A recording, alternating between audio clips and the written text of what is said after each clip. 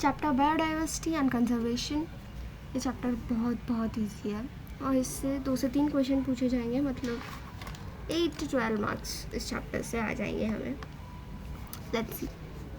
Biodiversity term दिया था Rosen ने, साइंटिस्ट का नाम जिसने इस टर्म को दिया बायोडाइवर्सिटी बोल के, वो था रोसेन, मतलब मगर पॉपुलराइज किसने किया? एडवर्ड विल्सन ने। Rosen, Edward Wilson. Well, biodiversity मतलब है हमारे स्पीशीज़ के बारे में बात करेंगे तो बायोडाइवर्सिटी कितनी बड़ी है ये जानने के लिए just see this general information. 20,000 species of ants and orchids present है हमारे अर्थ पे।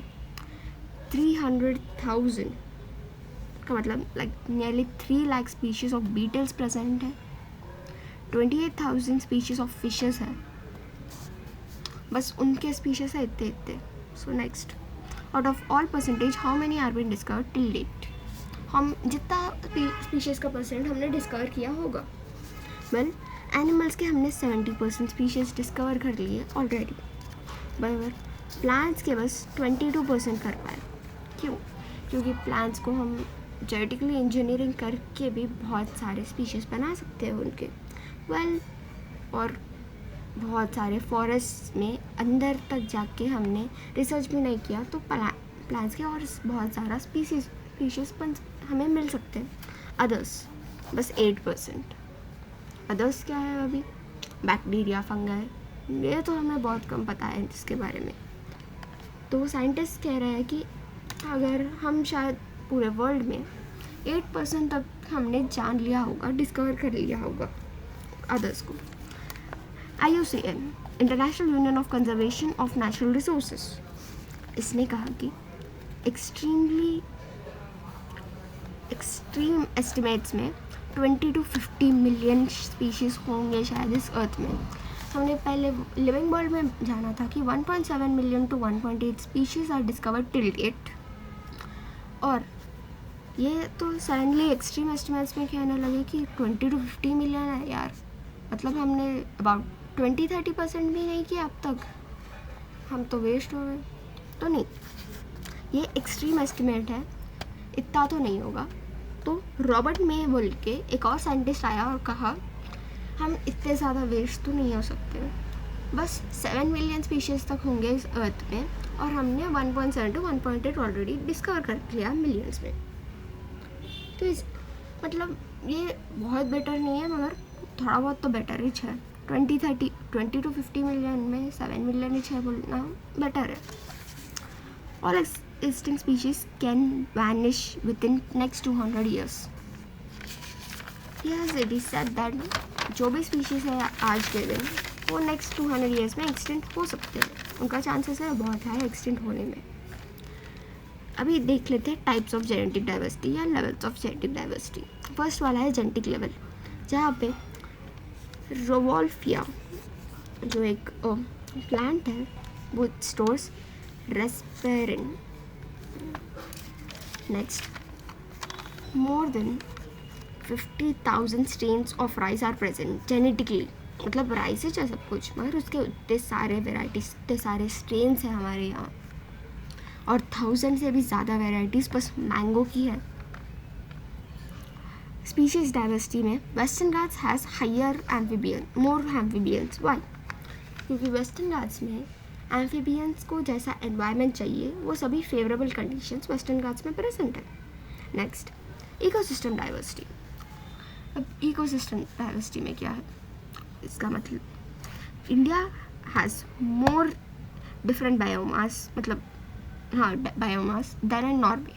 नॉर्वे में एक क्लाइमेटिक कंडीशन ऐसा है कि कुछ मंथ्स में एक्सट्रीम होते हैं वो वहाँ पे कंडीशंस, स्नो गिरता है जब भी सन रहेगा, मतलब एक्सट्रीम क्लाइमेटिक चेंजेस है वहाँ पे। Where India's climate is a bit more predictable. अगर हम तेलंगाना में हैं तो तेलंगाना में सडनली स्नो तो नहीं होगी, राइट? या सडनली पूरा इतना अफ्रीका जैसे तो गर्मी भी नहीं होगी डेजर्ट की तरह।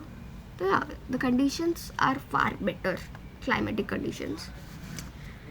India covers 2 to 4% of area of earth in the world, okay, 2 to 4% ही है, मगर पूरे वर्ल्ड के 8% बायोडाइवर्सिटी हमारी इंडिया में है। तो ये एक मेगा डाइवर्सिटी के अंदर आते हैं। मेगा डाइवर्सिटी के अंदर बस 12 कंट्रीज है और India is one of them. Okay, next यहाँ पे थोड़े पाई चार्ट्स हैं जो मैं दिखा देती हूँ और भी क्लियरली। वेल, इससे भी क्वेश्चन आ सकता है कौन से चीज़ें ज़्यादा है, कौन से कम है, किससे, ऐसे क्वेश्चन बन सकता है इसमें से। फर्स्ट वाला इन्वर्टिब्रेट्स को देखते हैं। Insects are the largest number of species. Beetles में जो हमने देखा 3 लाख स्पीशीज़ तक है, मतलब इंसेक्ट्स में। बीटल्स इतना या सिर्फ बीटल्स में हमें 3 लाख स्पीशीज़ मिली यार, तो इंसेक्ट सबसे ज़्यादा है। Then comes other animal groups. Other animal groups भी तो बहुत ज़्यादा है। देन मोलस्क्स, उसके बाद क्रस्टेशियंस। ये ऑर्डर है जो कितने हैं बोल के इन्वर्टिब्रेट्स में। Then let's go to vertebrates. आधे चीज़ें तो फिशेस है इसमें, राइट, क्योंकि वाटर बहुत ज़्यादा है, तो आधे चीज़ें पूरे के पूरे फिशेस हैं। उसके बाद में आएंगे बर्ड्स, क्योंकि वाटर बहुत ज़्यादा है, एयर भी बहुत ज़्यादा है, और बर्ड्स को ज़्यादा उतना फॉडर भी लेना नहीं पड़ता, खाना पीना, तो बर्ड्स है। उसके बाद रेप्टाइल्स, स्नेक्स, एलिगेटर्स, ये सभी भी आधा वाटर में भी थोड़े बहुत रह सकते हैं और इनकी कंडीशंस बेटर है कंपेयर टू एम्फीबियंस।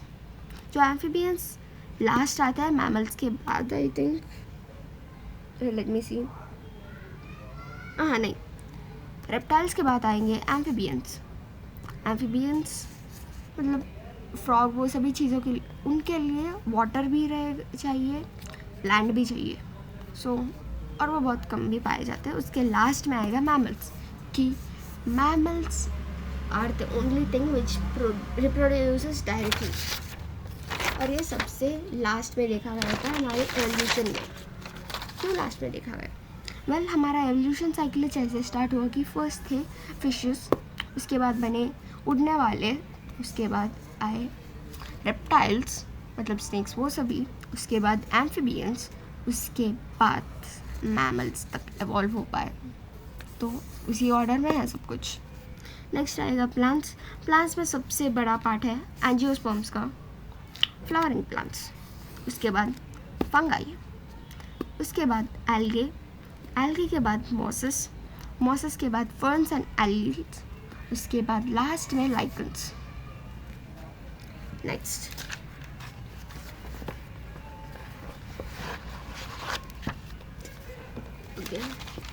नेक्स्ट वाला चलिए हमें थोड़ा बहुत जियोग्राफी का देखना पड़ेगा। वेल, इससे अब हमारे अर्थ समझ लो। हमारे इक्वेटर है, इक्वेटर के पास में कोलंबिया है। ओके, कोलंबिया में इक्वेटर के पास है, मतलब ज़्यादा सनलाइट पहुंच रही है उसमें, तो उसमें 1400 स्पीशीज़ ऑफ बर्ड्स प्रेजेंट है बस कोलंबिया में। वेल, उसके बाद आता है हमारा इंडिया, जो कि इक्वेटर में तो नहीं है मगर नियर टू द इक्वेटर है, क्योंकि थोड़े बहुत रीजन्स इक्वेटर के अंदर भी आ जाता है। वेल, हमारे यहाँ 1200 स्पीशीज़ ऑफ बर्ड्स प्रेजेंट है। उसके बाद न्यूयॉर्क, जो कि है 51 डिग्रीज पे, इसके पास बस 105 बर्ड स्पीशीज़ है। और लास्ट पे आता है ये ग्रीनलैंड, जो कि 71 डिग्रीज पे है और सबसे ऊपर भी पोल के पास है ये, तो इसके पास बस 56 स्पीशीज़ ऑफ बर्ड्स देखे जाएंगे। नेक्स्ट स्पीशीज़, ये डिस्ट्रीब्यूशन एक्चुअली लाइक कहाँ जहाँ पे स्पीशीज़ ज़्यादा है, रिलेटिव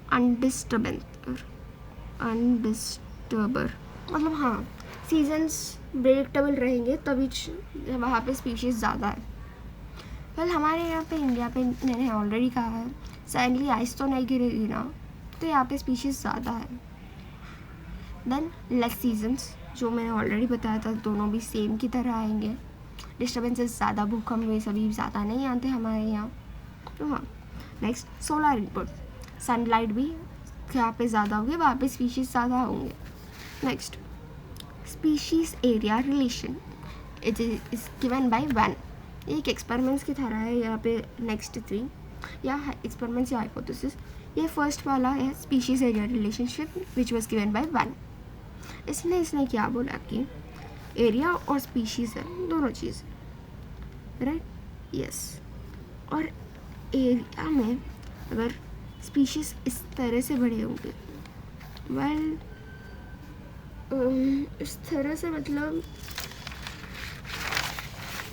ज़्यादा एरिया हो तो स्पीशीज़ भी ज़्यादा हो रहे हैं, मगर एरिया एक टाइम के बाद लिमिटेड हो जाती है, तो इस यहाँ पे ये रुक के स्लो हो रहा है, क्योंकि एरिया एक टाइम के बाद लिमिट हो जाएगी, बस स्पीशीज़ बढ़ते जा रहे हैं। That's what it is about. ये स्लोप है विच रिप्रेजेंटेशन कोएफिशिएंट होगा स्लोप का, value is 0.1 to 0.2%। It can increase up to 0.6 to 1.2%। ये परसेंटेजेस याद रख लेना। और पूछेंगे तो ये वाला इक्वेशन डायरेक्टली आएगा, क्वेश्चन में आया तो log s equal to log c plus z log a। उसके बाद आएगा डेविड टीलमैन का ये वाला एक्सपेरिमेंट या ये वाला स्टेटमेंट जो उसने दिया था। उसने कहा था कि बायोडाइवर्सिटी जहाँ पे ज़्यादा होगी स्टेबिलिटी ज़्यादा होगी, मतलब variety of organisms, variety of species कहाँ पे ज़्यादा होगी वहाँ पे स्टेबिलिटी भी ज़्यादा बन के रहेगी। Okay, next rivet popper hypothesis, जिसको दिया था पॉल एहरलिच ने। इसने एक्चुअली बहुत दिमाग रख के इसे एक्सप्लेन किया है, क्योंकि क्या है कि इसने एक एरोप्लेन लिया और एरोप्लेन में उसने कंपेयर किस दो चीज़ों के की, एक चेयर को और एक बोल्ट को। अभी क्या है कि एक एरोप्लेन के अंदर सैंडली एरोप्लेन उड़ रहा है, चेयर डिस्ट्रॉय हो गया, कुछ नहीं होगा ना। पहले एक चेयर ही तो अंदर का ही चीज़ है, कुछ नहीं होगा ज़्यादा। मतलब हमारे इकोसिस्टम में भी कुछ बड़ा ऑर्गेनिज्म जो ज़्यादा उतना इम्पोर्टेंट प्ले रोल ना करता हो वो डिसअपियर हो गया तो हमें ज़्यादा उतना प्रॉब्लम नहीं होगा। Well it's problematic that you can't sit in it, but still it's not very problematic that whole ecosystem will collapse. मगर एक बोल्ट जो बहुत छोटी चीज़ है, बोल्ट, वो गए इसके विंग्स के पास या किसी के पास बोल्ट लूज डिसअपियर हो गया, वेल वो तो प्रॉब्लम है। अभी पूरा इकोसिस्टम डिस्ट्रॉय हो जाएगा, पूरा एरोप्लेन डिस्ट्रॉय हो जाएगा एक बोल्ट की वजह से। वेल इसने ये कहा कि जो ऑर्गेनिजम्स बड़े लग रहे हैं बस वही इम्पोर्टेंट नहीं है हमारे लिए। कुछ केसेस में वो बड़े ऑर्गेनिजम्स ना हो तो भी हमारी इकोसिस्टम चलेगी, मगर छोटे ऑर्गेनिजम्स जो होते हैं मतलब बोल्ट की तरह जो इम्पोर्टेंट होती है सबसे ज़्यादा, जो कि हो सकते हैं कुछ अर्थवॉर्म्स या इंसेक्ट्स भी हो सकती है, वो उनका रहना हमारी इकोसिस्टम के लिए बहुत ज़्यादा ज़रूरी है। नेक्स्ट, बायोडाइवर्सिटी इन अमेज़न रेन फॉरेस्ट। सबको पता है अमेज़न रेन फॉरेस्ट बहुत बड़ी जगह है और यहाँ पे बहुत ज़्यादा इकोसिस्टम बस इसी पे है। वेल उसके नंबर्स देख लेते हैं। अमेज़न रेन फॉरेस्ट में एलोन इनवर्टिब्रेट्स 1,25,000 के ज़्यादा है, plants about 40,000, fishes about 5,000, birds about 1,300, amphibians 427, mammals 427 और रेप्टाइल्स 378। यहाँ पे नंबर्स ज़्यादा पूछे नहीं जाएंगे मगर इनका ऑर्डर पूछा जा सकता है, तो लेट्स सी। फर्स्ट आएगा हमारा इनवर्टिब्रेट्स, मतलब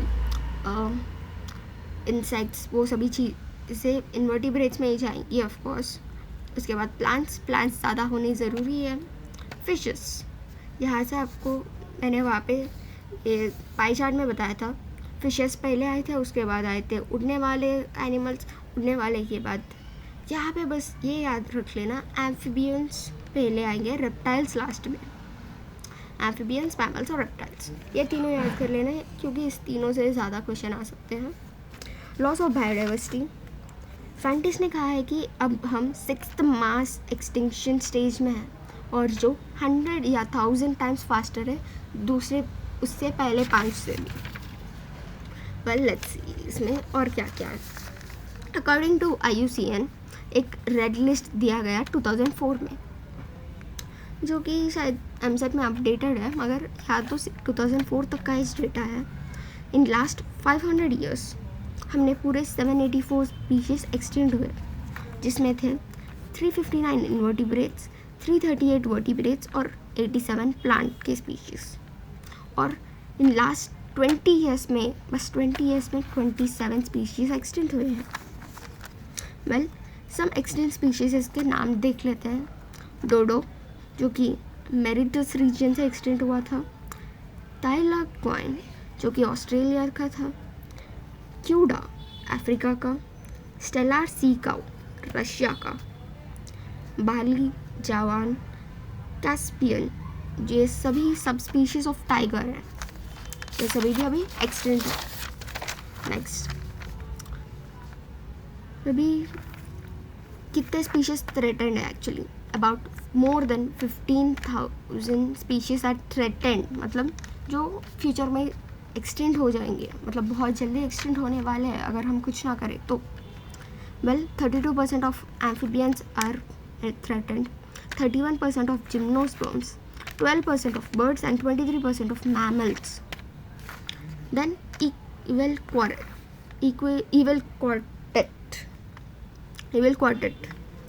quartet का मतलब होता है 4, evil का मतलब नेगेटिव इफेक्ट्स।